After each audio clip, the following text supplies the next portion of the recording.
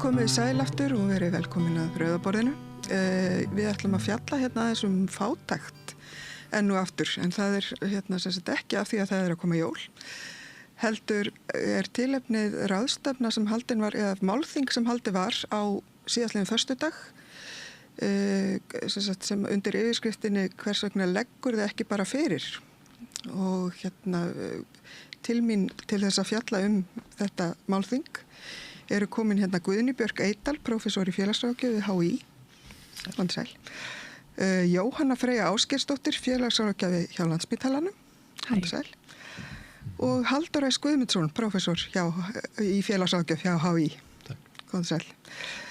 Heyrðu, ég kannski byrja á þér, Guðný, því að þú varst nú svona í skipulagningu þessa málþings. Já, gaman að segja svolítið frá þessu hvernig þetta gerðist. Já. Að við sóttum nokkur kennarar í félagsráðgjafadeildinni styrk til samfélagssjóðs sem starftur í HÍ sem ætlað að efla raunverulega, samtal við samfélagið, að við förum út fyrir okkar svona hefðbundnu fræðastörf og deilum niðurstöðum með öðrum eða vinnum með öðrum. Og við sóttum í sjóðinn í samstarfi við PEP, Grasrót félags í fátækt og félagslega einangrun sem þú þekkir Já, sem ég er formaður í. Og við unnum þetta verkefni með félögum þaðan sem svona miðlægt í félagsráðgjöf að vera ekki að vinna með fólk heldur með fólki. Já, og bara alveg frá upphafi greinarnar hefur þetta verið miðlæg áhersla að við séum ekki bara að styðja fólk eftir þörfum heldur líka að vinna með því að kortleggja stöðu og vinna fræðverkefni saman.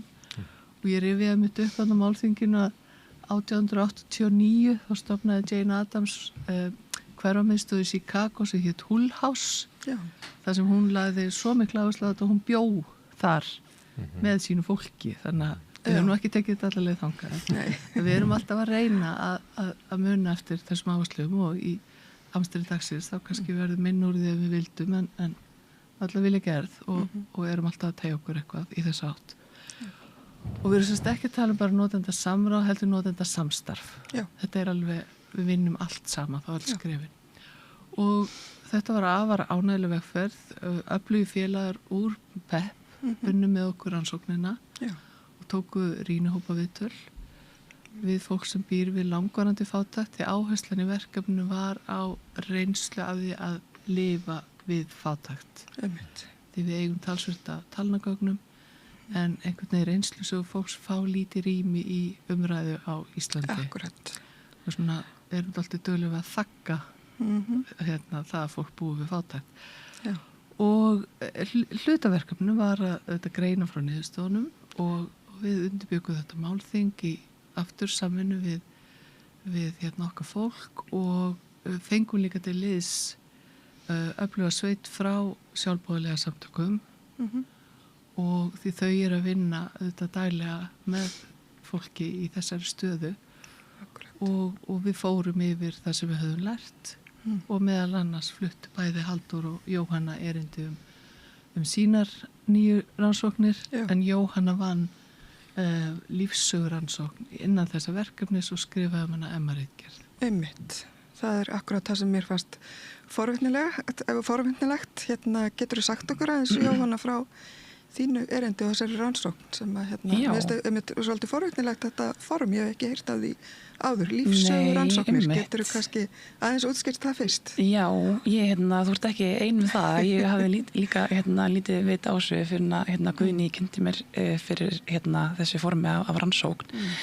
En rauninni var markmiðið að skoða svolítið bara þeirra ævi skeið frá bara æsku og til dagsins í dag og tók við þær 2 lífssögu viðtöl þar sem að við fórum bara svolítið þétt yfir þeirra sögu og svona gátum að skoðað svona áhrifin af langtíma fátækt og svona hvar ég vil ekki segja hvað þetta byrjar en svona hvað verður til þess allavega og svona hvað er þarna á bakvið og þetta er náttúrulega miklu meiri saga en bara þegar þau komast fyrst í snertingu við kerfið.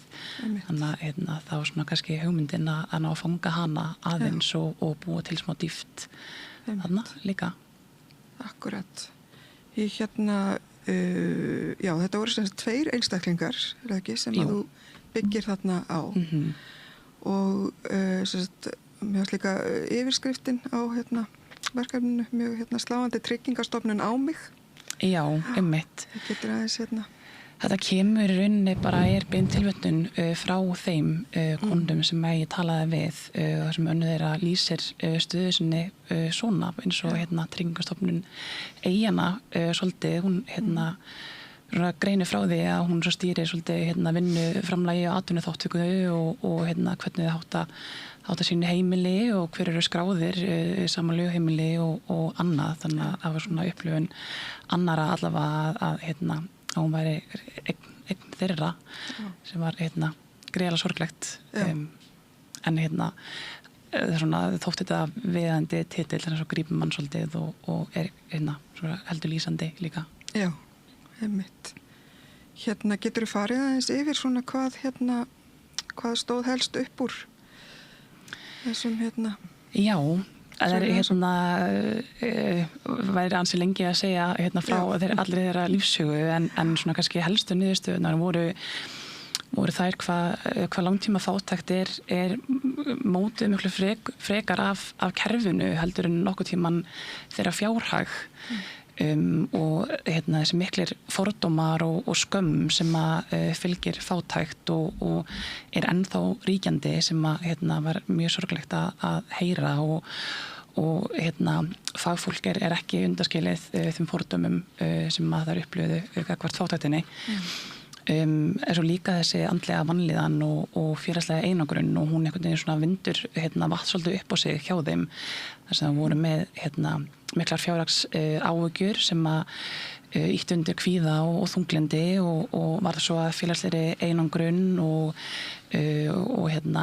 hafði áhrif á líkamlega heilsu og aðstöða þeir einhvern veginn svona urðu alltaf verri og verri í kjölfar þess að upplifa fátækt og en svo eru líka svona var ótrúlega sterk niðurstaða reynsla af samtökum með þriðageirans og hvar hún þau reyndust gríðarlega vel og svona þar kannski fyrst sem þær upplöðu sig og svona á sinna grunnþörfum sínum og hvað þriðageirinn náð fulla upp í göt velferðarkerfisins þar sem þær upplöðu velferðarkerfið ekki ná að grípa þær og veita þeim stuðning og eftirfylgd sem þær þurftu til að mögulega kannski veita þeim þá líf þetta tækifæri til lífs ekki í fátækt en hvað þriðageirinn að gera það vel og kannski lýsaði líka svona breyttir samfélagslegu viðhorfi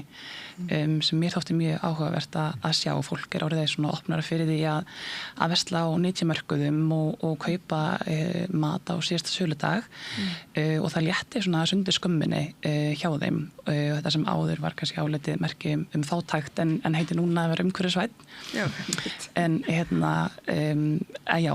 nú eflust að gleyma einhverjum mjög mikilvægum niðurstöðum en svona kannski stuttu máli var þetta. Þú greipir það bara orðið á eftir. Ég gríp orðið á eftir, já, takk. Maður kannski aðeins skjóta inn í að því lýstir þessu svo vel held að niðurstöðunum en það sem Jóhanna komst að með því að taka lífsögurnar var þessi skil sem urðu eftir að þær voru búnar að fara í gegnum endurhæfingu og voru komnar með örorkulífeyrin þá einhvern veginn fara þau úrræði öll tilbaka og þá hellist yfir þær svo mikil félagslega einangrun og eins og þú lýstir þá seintum síðir eftir mjög erfið tímabil að þá leita þær til samtaka þar sem að þær eru að fá ekki fjárhagslega stuðning heldur félagslega stuðning sem verður svo mikið bjargráð og breytir svo mikið stöðunni sem þú varst að lýsa þannig að það er kannski til dæmis einn af lærdómunum sem við getum dregið af þessu viðtölum að staldra við þennan stóra hóp Já, sem að einmitt. kannski við erum svolítið að gleyma að þjóna Já, í þessari erfið stöðu. Það er svo áhugavert að benda mitt á þegar fólk er að hætta störfum og fer inn í ellilífeyriskerfið Já, já, einmitt. einmitt. að Það þá svolítið er skilið alls eftir bara, já. námskeið og hvernig er að hætta að vinna og vera svona leiðbennaði inn í þessa breytingu, Já, en það er ekkert slíkt þegar nei, fólk einmitt. færist inn í örorkulífeyriskerfið Já, sem er gríðalegt áfall. Já. Það ætlar engið þangað. nei, einmitt. En þá ertu svolítið bara dagar uppi þar kannski. Já. Já, einmitt. Já, þetta er góður búndur.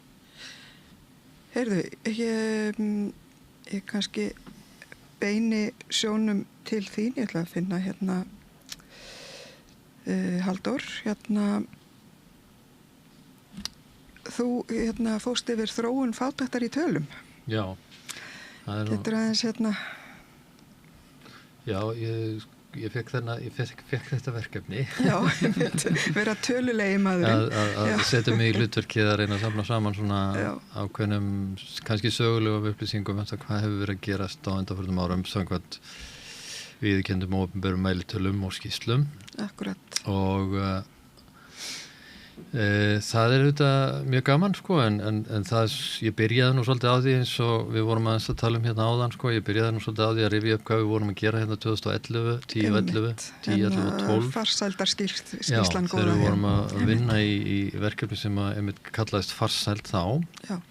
Eða við enduðum á því að tala farsæld vegna þess að það væri leiðarljósið eða ætti að vera leiðarljósið í allri vinnu í kringum fólk sem er að glíma við fátækt tímabundið eða í lengri tíma og þar voru við sko, það voru svona svipuð vinna að mörgu leyti, hún átti uppruna sinn í eiginlega bæði svona svolítið ofanfrá frá pólitíkinni og höfuðborgarsvæðinu en líka frá félagasamtökunum sem að voru svolítið bara, já, ég hugsaði að maður getur sagt þau voru bara að leita lausna, þau vildu virkja fólk á þessum tíma og við vorum kölluð inn og beðum að taka þátt svona til þess að hafa balans í þeirri umræðu. Akkurat, var þetta ekki var þetta ekki er ég að muna rétt að þetta var sett í kjölfar hrunsins og þetta var þarna þegar velferðarvaktin var sett á laggirnar, var það ekki? Já, þetta er svolítið samtíma því verkefni minni mig, ég hefði hvort að velferðarvaktin, jú, ég held að hann hafi verið komin sko. Já, akkurat, með minnir, hún var sett á held ég, þarna rétt eftir hrunið, Já, og það er þarna mjög öflugt fólk sem vinnur með okkur, innan úr velferðarkerfi Reykjavíkurborgar hjá hjálparstofnun kirkjunar og hjálparstarfi kirkjunar og Rauða krossinum hjá höfuðborgarsvæðinu og svo þetta bættust við líka og vorum þarna með bæði. Já, það var úr fleiri ráðuneytum og svo við frá háskólanum. Og mjög öflugur hópur notenda. Já, það var öflugur hópur notenda þarna með í raun og veru sem var svolítið ný upplifun allavega þá fyrir mér sko að fara inn í þetta verkefni. Og þannig að þetta verkefni núna er mjög svona takt og kannski fyrir skrefinu lengra ef klálega sko að draga fram upplifunina því að vera í fátækt. En niðurstöðunar okkar sem statna 2012, þær eru það við segjum þá og erum að horfa þá aftur fyrir okkur í tíma, við segjum bara það virðist verið eins og við séum bara inngróin fasti að fátækt á Íslandi er að mælast í kringum 10%, 10, 11 og 12% og við erum bara með þetta línulega stabilitet þá á þeim tíma. Og hópastarfið í þessu verkefni leiði til þess að við setjum niður nokkrar svona grundvallar þætti sem að þurfi að laga og það er svona hluta til kannski eins og Guðni var að segja núna þetta með skilin á milli ákveðna tímabila í lífi í fátækt eða að sko að þú ert þú bara, ég man eftir tillögu sem að fjallaði til með sérstaklega námsmenn stuðningu við, sem sagt vegna sem við vitum að það er svona meira brottfall eða minni framvinda í námi hjá börnum, eða þá var það allavega hjá börnum sem að vildu fara áfram í nám en áttu efnalitla foreldra og þá var sett fram mjög konkrétt tillaga í sambandi við þetta, það var í staðin fyrir að missa barnabæturnar missa jafnvel húsaleigubæturnar líka en vera á örorkubótum og svo ertu komið með 18 ára ungmenni sem þarf mikinn stuðning til þess að komast í nám. Og þetta voru tillögur sem að rötuðu meðal annars inn í aðgerða á allir stjórnvalda. Ég veit sem ekki nákvæmlega núna hvernig staðan á því en þetta allavega vakti athygli þá. En það voru svona fleiri atriði sem að rötuðu líka inn í aðgerða á allir hjá til dæmis félagsmálaráðuneytinu eða velferðarráðuneytinu sem hét þá.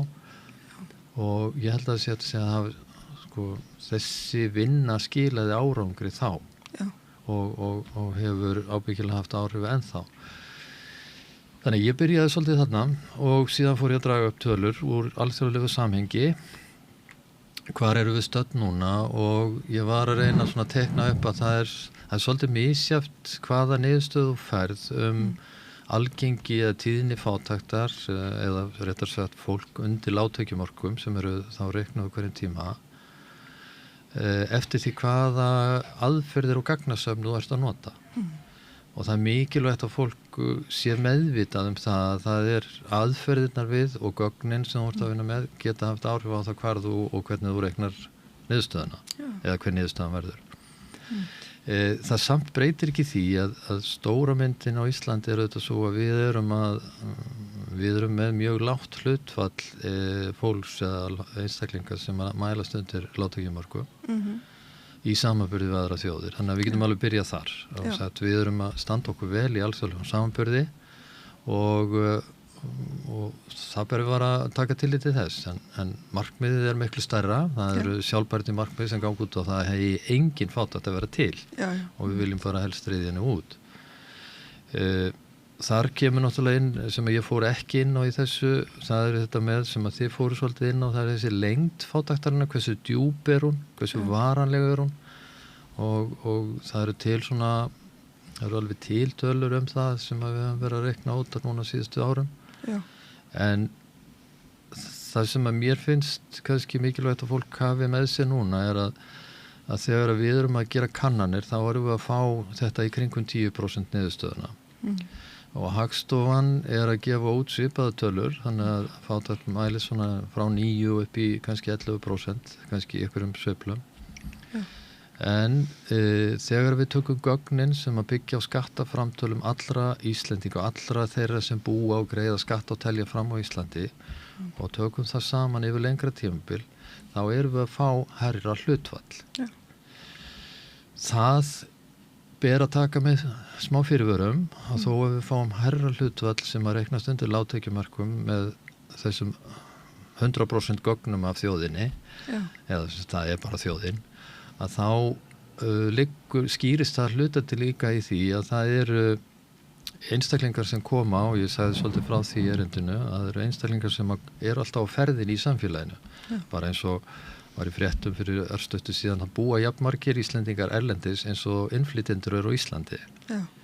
Og það þýðir náttúrulega að það talsverð hreyfing á landamærunum bæði Íslendingum og öðru og það birtist með mismunandi hætti í gögnunum hjá okkur.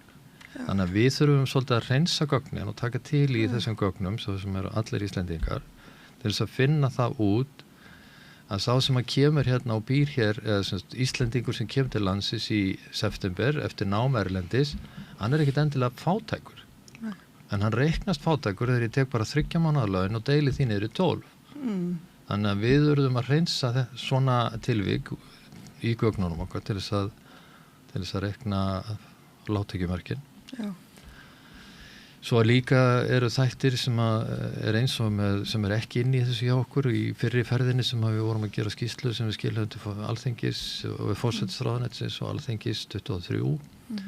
Þar erum við ekki með ítarlegar upplýsingar til dæmis námsmenn og það hefur verið að fjölga námsmennum á landinu og við þurfum svolítið betra að vita það hvort þeir eru á styrkjum eða launum eða skilur hvernig þeir reiknast og þetta hefur allt áhrif á þetta lágtekjuhlutfall sem við erum að gera síðan er náttúrulega síðasta vítin í þessu og það er þáttaka í rannsóknum það er að segja hverjir taka helst þátt í könnun þegar að vera að hringja út eða vera að safna gögnum og hversu líklegt er að annars vegar yngra fólk og svo fólk á erlendum uppruna sé að taka þátt í því þannig að við viljum auðvitað meina það við séum með nákvæmari gögn þegar við erum með skráargögn en heldur en þegar við gerum kannanir. Já. Og kannanir að segja 10% en okkar gögn að segja í kringum 13%. Já. Þannig mælist þetta svona cirka bát núna og ég svona lokaði erindinu mínu svolítið með tölum úr svona ólíkum áttum en líka bara nýjustu tölur til dæmis á könnun sem að Gallup að vinna fyrir landlæknisembættið. Þær gefa okkur vísbendingar það að það sé að versna staðan og það eru mælikvarðar sem að orða til þess bara upplifum fólks að því hvernig gengur að láta ná endum saman. Ég held að þessi umræða okkar núna og þetta málþing sem að var sé bara á hárréttum tíma og vegna þess að það eru svona blikur á lofti finnst mér í tölunum og það eru svona sveiflur í línuritunum sem að við þurfum aðeins að vakta núna og þess vegna sé þetta tímabært. Akkurat. Mér langar aðeins að staldra veit og það er með þessi viðmiðin fátæktarmörkin. Já. Að því að nú hefur, það hefur einhvern veginn aldrei verið gefið út, við erum alltaf að styðast við þessi neysluviðmið sem eru náttúrulega, sem eru gömul. Já, þau eru bæði gömul og svo eru þau líka bara ekki endilega, allavega fyrir mig sem manneski sem að þekkir fátækt á eigin skinni, þá eru þau alveg út úr kortinu, við könnumst ekkert við þessar tölur. Má ég grípa neysluviðmið? Já, þú mátt það. Því ég var með því að búa það til á sínum tíma. Þau kannski ekki alveg við þau í dag. Að neysluviðmiðin voru aldrei hugsuð sem mæling á fátækt. Þau voru alltaf hugsuð sem viðmið dæmi gerða neyslu. Já, ég er semst ekki að gagnrýna þau per se. Nei, bara gott að halda það til haga. En mjög mikilvægt einmitt að vera gagnrýna á allar þessar mælingar. Já. Sko, Halldór að segja okkur 10% séu undir lágtekjumörkum og það er nákvæmlega það sem orðið segja okkur. Þannig erum við að tala 40.000 manns undir ákveðnum tekjumörkum sem þá mjög líklegt að þeir erfitt með að láta endan á saman fyrir grunnþörfum. En við erum auðvitað með fólk sem yfir þessum mörkum, til dæmis sem býr í dýru leiguhúsnæði, sem býr við sára fátækt. Og sem við verðum þá að mæla með öðrum leiðum. Og Evrópusambandi hefur gert allu því og reynda að búa til fleiri mælikvarða með að spyrja fólk áttu fyrir þessu, áttu fyrir hinnu og svo framvegis til að mæla það líka. Og við erum með líka eins og frá Vörðu og fleiri aðilum nýlega skýrslur þegar bara launafólk að svara hvernig gangi að láta endan á saman. Og allt þetta segir okkur mjög skýrt að það eru stórir hópar sem að berjast og það eru einstæðmæður auðvitað alltaf stór hópur, meðlagsgreiðendur eru margir líka í vanda, fólk sem býr eitt og þeir sem búi í leiguhúsnæði. Þannig við höfum bara alveg frá því að Stefán Ólafsson og félagar byrjuðu að kortleggja fátækt fyrir aldamót og þegar fólk held hún væri búið útrýminu heldur bara því það var aldrei að tala hana hún var aldrei til, og svo þetta búið að mæla þetta alveg stanslaust með bestu fáli og aðferðum frá 2004 og við erum alltaf eins og Halldór að lýsa með sömu tölu og þetta mjög sérstakt að við skulum einhvern veginn ekki ná betur utan af þetta því að eins og líka Halldór félagar hafa búið til skýrslu fyrir forsætisráðuneytið þá kostar þetta samfélagi talsvert. Þetta gríðarlega þetta sárt og erfitt fyrir þá sem búa við fátækt en það er alls ekki þjóðhagslega hagkvæmt að skilja fólk eftir í fátækt og við fáum bara reikningir seinna eins og fyrir börnin að þau líða skort á svo mörgum þáttum sem að bara skila sér í verri afkomu og verri stöðu þeirra síðar. Þannig að ef maður hugsaður eins og Halldór var að segja við erum hann að best í Evrópu með lægsta hlutfallið ættu við þá ekki að vera einmitt þjóðin sem að hefur bestu möguleikana á að uppfylla þessi félagslegu sjálfbærni markmið sem við höfum skrifað undir að við ætlum að ná og þar gert ráð fyrir að 2030 séum við búin að lækka þetta hlutfall helming og við erum svolítið spennt að því nú var Guðmundur Ingi sem var einmitt með okkur í þessar farsaldavinnu búin að setjast að hóp til að smíða aðgerðaáætlun fyrir börn og það verður verulega spennandi að fylgjast með því en það verður ótrúlega gaman að sjá skrefið tekið allar leið og bara keyra þetta í gang fyrir öll að því börn eru þetta ekki einu sér sjálf. Nei, einmitt, þau tilheyra fjölskyldum. Já, þannig að þú veist, þó við getum aldrei talið nákvæmlega hvað þetta eru mörg. Það verður líklega bara alveg aldrei. Nei. En þá vitum við samt út frá öllum þessum gögnum hvaða hópar þetta eru, við erum búin að bera kennsla á þá. Já. Þannig það er auðvelt að smíða aðgerðir sem mæta þá þeim og svo vera með gott kerfi, betra en við erum með í dag, til að grípa þau sem falla á milli. Já, einmitt. Því við getum komið gjarnan í annan þáttum þá, tala hvernig íslenska velferðarkerfi er að standa sig, svo kom fram í rannsókninni hjá Jóhannu að svona, það er margt sem við getum gert betur og þá þarf ekkert endilega að vera dýrara. Við þurfum bara að stilla betur saman krafta. Já, það var sko í skýrslunni sem að fór til, eða samantektinni sem var önnur upp úr skráagögnunum frá Hagstofunni fyrir forsætisráðuneyti sem fór til Alþingis 23 og náttúrulega mjög skýrt sko að forgangshópurinn þegar við reiknum út sko kostnaðinn samfélagslega kostnað að fátækt, þá er auðvitað alveg augljóst að besta fjárfestingin er að ryðja út eins fljótt og hægt er fátækt barna og vinna markvisst gegn því, þannig að það skiljiði, þannig að aftalað að skýrslu sér bara enn eitt pappírsflóðið og fari í hillur og skúffur, en ég held að sé mikilvægt að halda því til haga sko að farsældarskýrslan 2012, hún skilið árangri, ég var að reyna að lista það upp á þann. Það eru skýrslu núna sem voru að gera 23, það aðgerðaáætlun í farvatninu og mjög mikilvæg ábendingar þar og við vorum líka að vinna og ég kom aðeins inn á það í erindinu í sambandi við sko fólk af erlendum uppruna sem vaxandi hópur á landinu á síðustu árum og áratug. En það líka svo hópur sem að býr við mun meiri fátækt og erfiðleika samanborið við innfædda.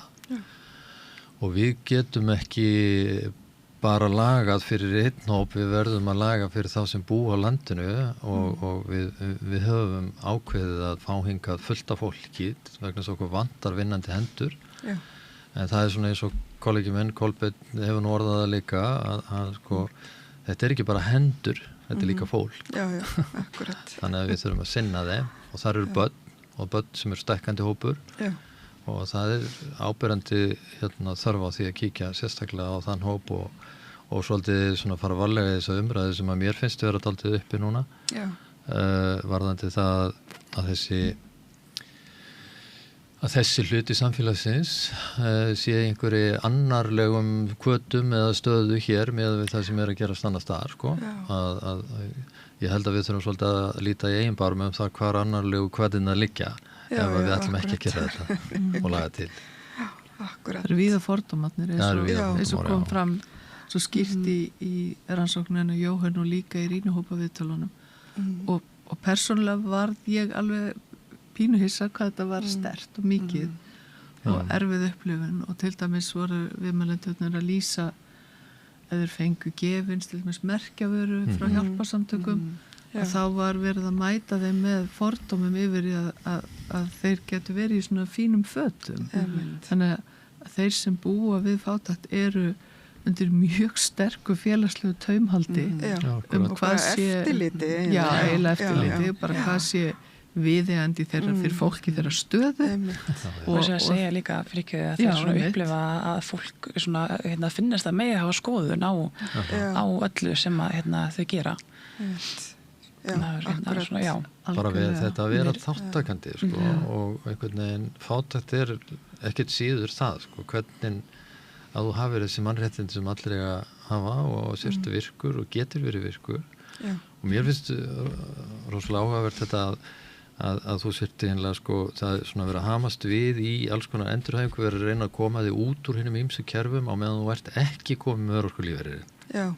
En svo þegar þú ert komin á þann stað að vera með samþýtt mat og byrjaður að fá greiðslur, að þá ertu off, þá ertu komin í svona, það er svona bara lost in translation, sko.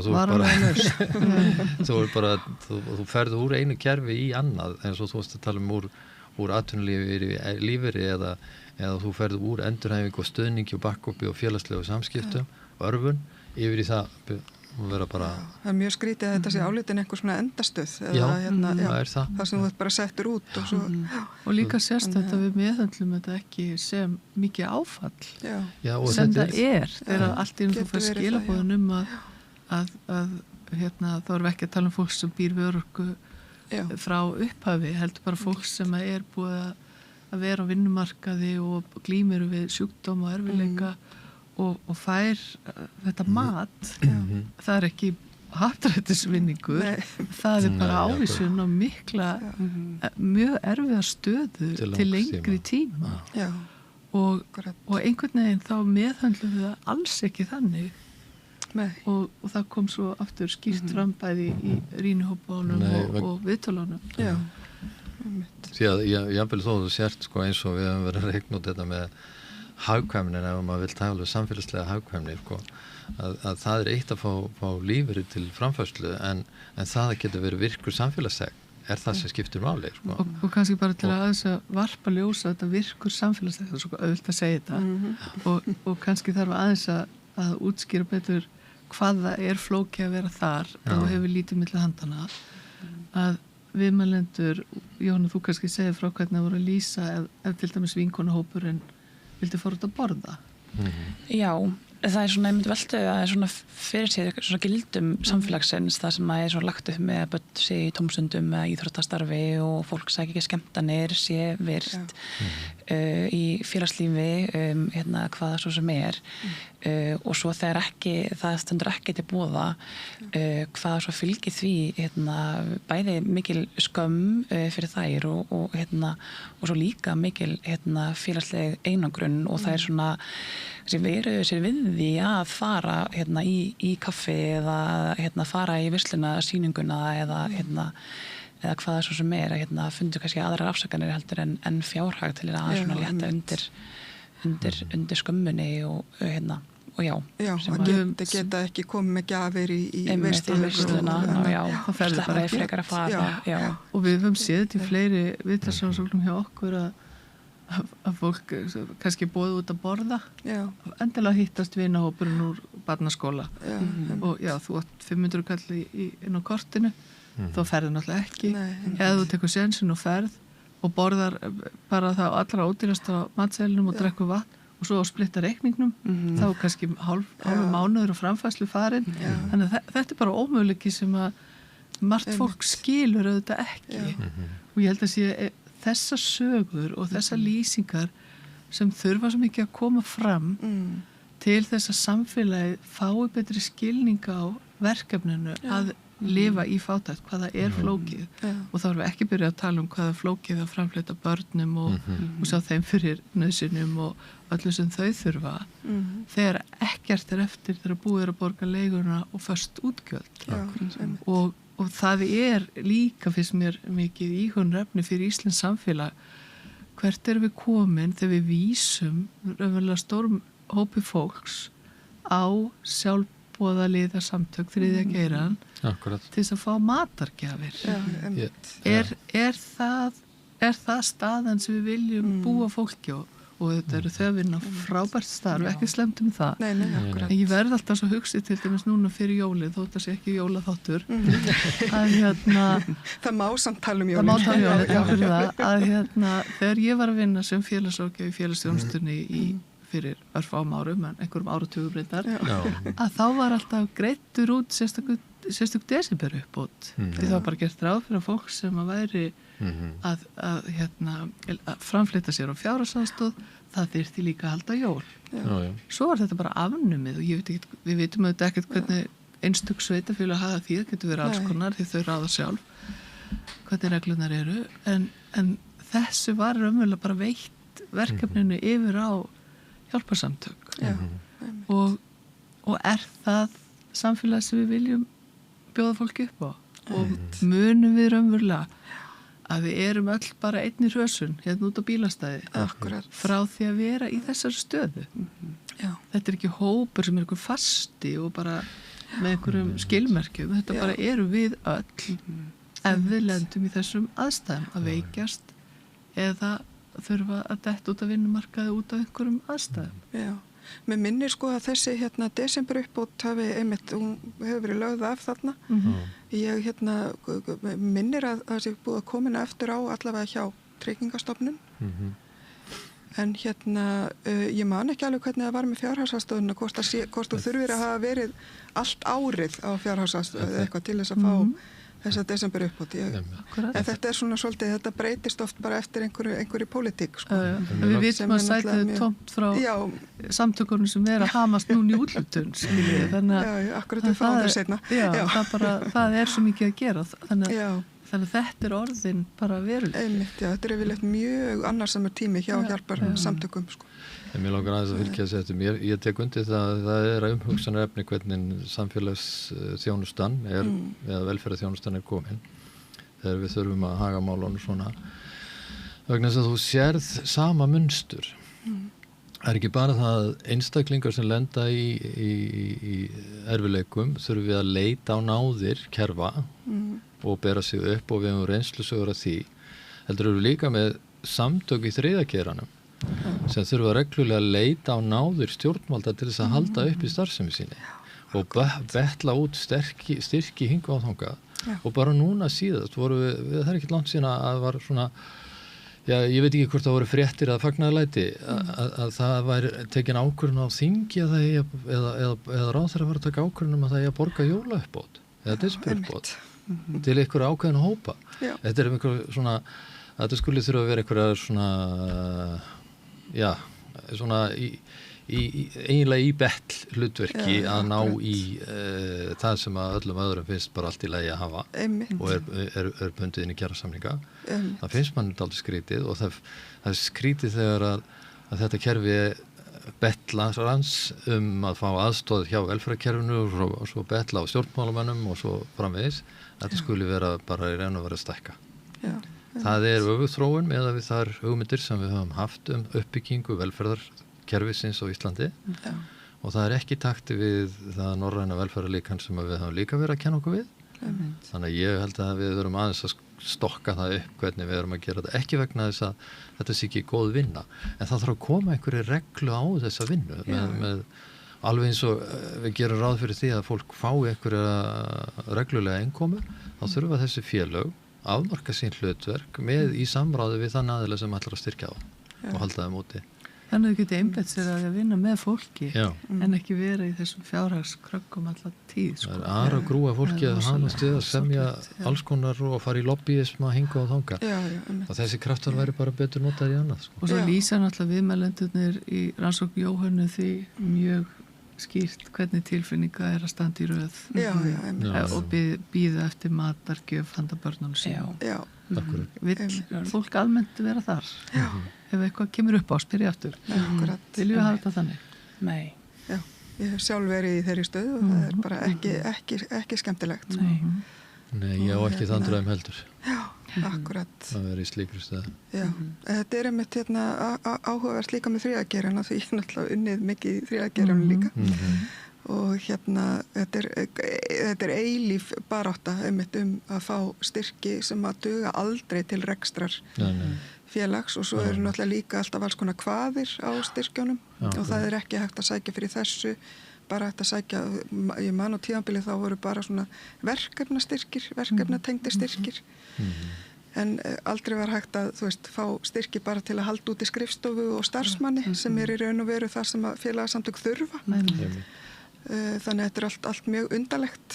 Og þessar lýsingar aftur úr viðtölunum ramma svo inn þetta mikilvæg hlutverk stöðugstarfs þess að fólk getur fundið rými og hjá fólki sem hefur þolinmæði fyrir því að þú þurfi tíma til þess að ná opnuðinum og geta tekið þátt. Því ef fólk er búið að vera inniloka heima kannski árum saman í vanlegan fjárhagsáhyggjum og kvíða að þá er skrefið út í félagsstarf eða þáttöku í hópastarfi mjög stórt og það þarf virkilega næma aðila til þess að taka á móti fólki og að valdefla og vinna með og veita fólki rými til þess að taka þátt sem síðan er ávísun á betri líðan betra líf, meiri þáttöku og þetta er svona eins og margfeldisáhrif, eins og gárar á vatni og dýrmætið í því að félagasamtökin hafi þetta svigrúm geti boðið upp á stöðugt starf en sé ekki alltaf á hrakhólum með húsnæði eða það veit ekki hvort þau verða til á morgun og þurfi líka að vera einbeita sér að þessum matargjöfum og halda fólki bara á lífi sem er kannski ekki þeirra hlutverk heldur velferðarkerfisins að það væri hægt að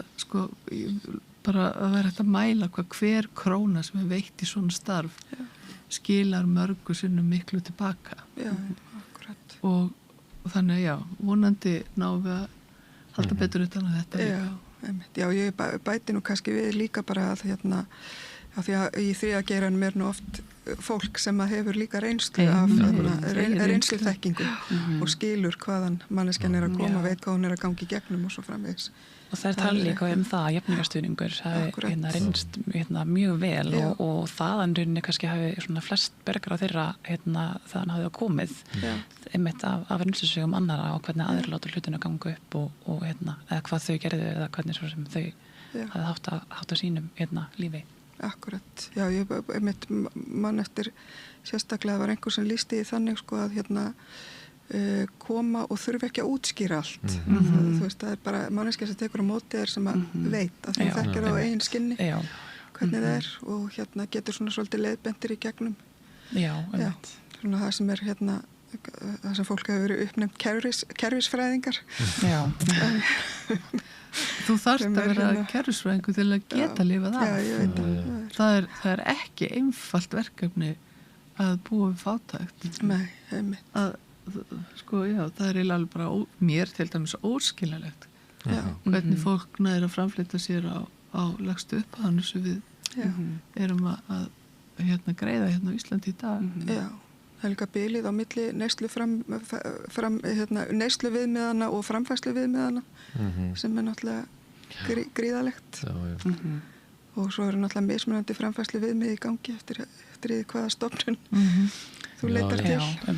Ég meina meðal Íslendingurinn er náttúrulega að nota helling sko en svo það sem að eru útreiknaði sem einhverju lágmark og hluti af lágmarkskostnaði til þess að reyka heimili sem er svo afturnotar jafnvel í greiðslumatið þitt og eitthvað svona og svo ertu með þriðju töluna sem eru einhver hugsuð frátæktamörk eða lágtekjumörk og þannig að það er ekkit allir sem eru alltaf að nota sama hugtæki í þessu. Nei, en það er líka stjórnvöld hafa ekki vilja að gefa út opinber viðmið. Þetta er eitthvað sem að þekkist í öðrum löndum. Það er rétt.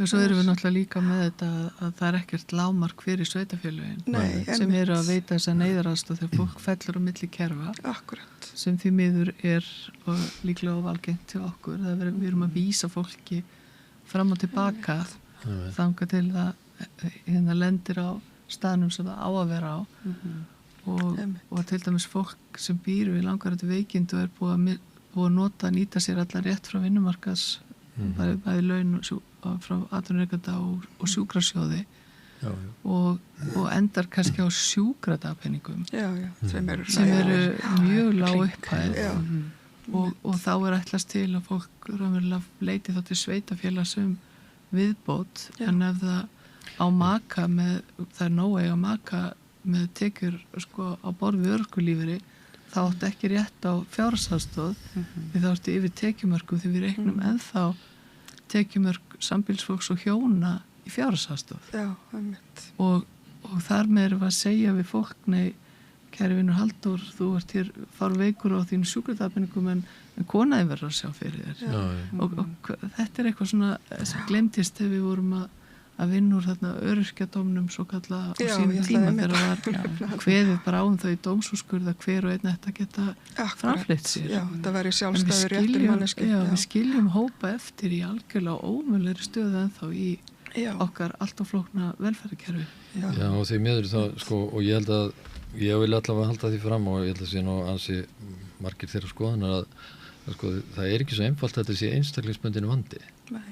Þetta er samfélagslegu vandi, þetta er kerfislegur vandi líka og hann liggur í svona lýsingu eins og Guðni er með að bara sko sveitafélögin gera eitt og að gera annað en þau eru alveg annað stjórnvald heldur en það sem er í tryggingastofnun og svo koma verkalýðsfélögin með sína sjóði og svo kemur virk sem er enn eitt kerfi hjá okkur og við eigum alveg teikningar af flækju stíinu á þessu systemi hjá okkur og maður spyr sér stundum hver hefur hagaði að hafa þetta svona. Nákvæmlega. Að það ekki samvinna, það eru síló, það eru endurtekið hvað er kennitalaðinn, á milli kerfa. Krossgerðingar líka. Alveg þvers og kross og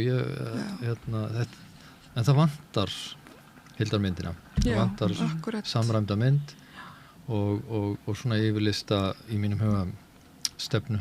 Já, við ræddum þetta örlítið þarna í lokin í pallborðsumræðunum þar sem að ég reyndi að vara að vinna mikið með henni Vilborgu Oddsdóttur félagsráðgjafa sem var þarna í pallborðinu. Við vorum saman í EAPN sem er European Anti-Poverty Network á Íslandi og þar einmitt var þetta mikið til umræðu því að við vorum að ferðast mikið til annara landa og á ráðstefnur og þar var einmitt talað þetta var kallað one stop shop þar sem að fólk gat bara komið á eitt stað þar sem var bara reiknað út hvaðan fólk hefði réttindi og þannig að þyrfti ekki að fara einmitt vera hlaupandi út allan bæ eins og maður þekkir á Íslandi þar sem að þetta eru náttúrulega þetta er félagsþjónustan þetta er vinnumálastofnun þetta eru stéttafélögin lífeyrissjóðirnir svo tryggingastofnun þetta er náttúrulega bara og nota bene að þannig fólk ekki í sínu besta formið þegar það takast á þetta. Nei, og það er ekkert víst að þessi kerfi sé endilega þar sem þú býrð í fátækt, sko. Það hefur ekkert endilega aðgengilega, það hefur ekkert í næsta ósi eins og og tekur ekki einu sinni strætó, sko. Þú þarf að kaupa það flug með það til að fara. Þannig að þetta við erum, ég man eftir þegar við vorum í fátæktaskýrslunni eða vinnunni þarna 2012, að þá vorum við einmitt að tala þetta að það ætti að vera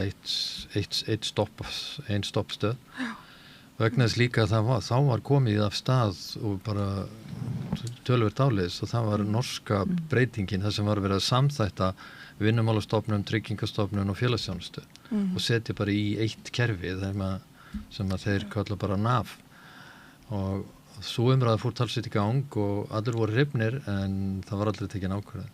Nei. Einmitt. Þetta er allt saman pólitísk ákvörðun.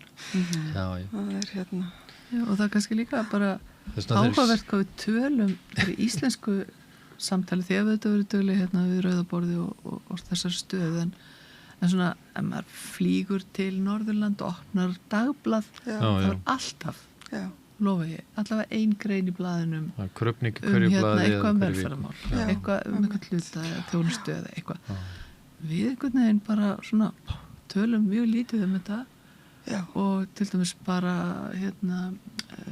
verið uppbyggin á að skoða ummönnun og bara hvernig hvernig henni er skipað oft yfir á fjölskyldur. Það er bara eitt form af fátækt og mikið talað ummönnun og fátækt í fræðunum í dag að við skiljum bara fólk eftir með alls konar flóki verkefni og fjóruðuvaktin og foreldra langveikra og barna og fallara barna og ættingjar eldra fólks sem er með þjónustu þarfir flóknar en við ræðum þetta eiginlega aldrei en við ræðum þetta helst þegar einhver springur á limmun og fer með eigin sög í fjölmiðlum. Það er svona umræðan svolítið takmörku við það og fátækafólki gerir það helst ekki því fylgir svo mikið skömm þannig að það er bara ennþá meiri þöggun þar þó margt hafi hreyfst í átta meiri umræðu og minni fordómum fyrir ýmsu þá erum við bara först svolítið myrkum miðöldum líku við með það viðfangsefni en þetta er svolítið áhugavert bara svona af hverju erum við ekki meira að tala lífið og hvernig við viljum hafa hvernig á sér samfélagsáttmál að vera hver ætlar að hugsa hvern og hver ber ábyrgð á hverjum og svona setja meira á borðið og þá er ég ekki að meina bara stjórnmálaflokkar sem auðvitað þurfa að gera þetta betur en líka bara við bara sem búum í þessu samfélagi ættum auðvitað að gefa þessu samtali meira rými alla daga. Við höfum nú oft kastað þessum bolta á milli okkar við Gunni en þetta í íslenskur umræðu þá hafa menn miklar eða litlar eða ofsalega miklar skoðanir en þeir hafa ekki skoðað nokkurn skapaðan hlut. Þeir hafa ekki kynnt sér málin en þeir hafa álit, túlkun eða einhver slíkt og það er veikleikin hjá okkur í fjölmiðlaumræðinu til dæmis. Það eru þessi svona greinaskrif eða krufningar á því hvað í raun og veru er að gerast í samfélaginu. Hver og einn pólitíkus ekkert útskólir að eru til dæmis í fátæktafræðum eða einhverju slíku, en við þurfum einhvern veginn að ná upp staðreyndum, upplýsingamiðlun, svo getur fólk fara að hafa einhverju skoðun á þeim gögnum. Akkurat. Og þetta málþing var bara eitt af þeim skrefum. Við erum bara rétt að byrja, er það ekki? Já, eða rétt að þetta verður alltaf. Segir fólki sem er búið að vera hérna í marga áratugi að berast í því sama. En við erum samt bara rétt að byrja og við ætlum að ná árangri, er það ekki? Jú. Saman. Saman. Gerum það ekki öðruvísi. En heyrðu, þá þurfum við að setja punkt. Við reyndar, Guðný, þú verður með mér aftur á morgun að tala um fæðingarorlofið. Já, það verður spennandi. Þannig að við hlökkum til þess að það er nú svona framhald af þessari umræðu kannski. Akkurat. En ég ætla bara að þakka ykkur innilega fyrir. Halldór, Jóhanna og Guðný. Takk fyrir. Takk sem leiðis. Takk fyrir stundina. Takk. Og við ætlum að vinda okkur að einhverju allt öðru hér við Rauðaborðið. Takk. Með því að ganga í leigjendasamtökin styður þú baráttu leigjenda. Leigjendasamtökin eru fyrir öll þau sem vilja vinna að réttlæti og öryggi á húsnæðismarkaði. Leigjendasamtökin.is